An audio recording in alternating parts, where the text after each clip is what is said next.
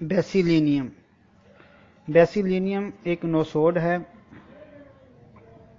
TB के मरीज के थूक में जो टीबी के जरासीम और जहर होता है उससे तैयार की जाने वाली दवा है जिसका नाम है बेसिलिनियम। फेफड़ों के अमराज में लाजवाब होम्योपैथिक दवा है। ये दमा के मरीजों में काम आती है, टीबी के मरीजों में भी काम आती है, नमूनिया में अपना काम दिखाती है, पुरानी खांसी में इसको इस्तेमाल कर सकते हैं, बलगमी खांसी में इस्तेमाल होती है और फेफड़ों को ताकत देती है। इन अमराज के अलावा दाद में भी इसको इस्तेमाल किया जा सकता है। बूढ़े अफराद के फेफड़ों के वास्ते बेसिलिनियम बहुत मुफीद है।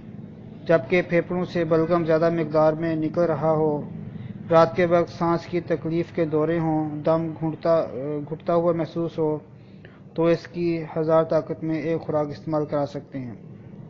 टीबी के मरीज़ में भी इसको इस्तेमाल कर सकते हैं। 200 ताकत से इलाज शुरू करें, फिर वक्फे से दोहराएं और फिर 1000 ताकत में, फिर 10,000 ताकत में इसको वक्फे से इस्तेमाल करा सकते हैं।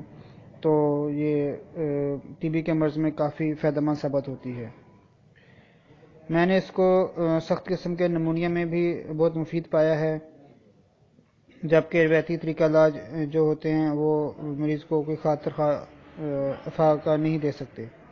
एक डॉक्टर साहब ने लिखा है कि ऐसी ख़वातीन जिनके बच्चे पैदाइश के बाद नमूनिया या दीगर जो सीने के और फेफड़ों के अमराज होते हैं उसका शिकार होकर फौत हो जाएं, तो ऐसे ख़वातीन को अगर हमल के दौरान बेसिलिनियम वक्फे से इस्तेमाल कराते रहें तो इंशाअल्लाह ताला फ़ायदा होता है और फिर ऐसी कोई तकलीफ़ नहीं होती और बच्चे भी ठीक रह जाते हैं। तो ऐसी फैमिलीज़ या ऐसे बच्चे जिनके ख़ानदान में टीबी का अंसर पाया जाता हो और उनके अंदर उसके असरात किसी तरह के भी आ रहे हों तो उनको बेसिलिनियम दी जा सकती है। टीबी के मर्ज़ में बेसिलिनियम के अलावा ट्यूबरकुलिनियम भी बड़ा अच्छा असर दिखाती है और उसके अलावा फास्फोरस जो है ये भी बड़ी टीबी के मेडिसिन में टॉप की मेडिसिन है।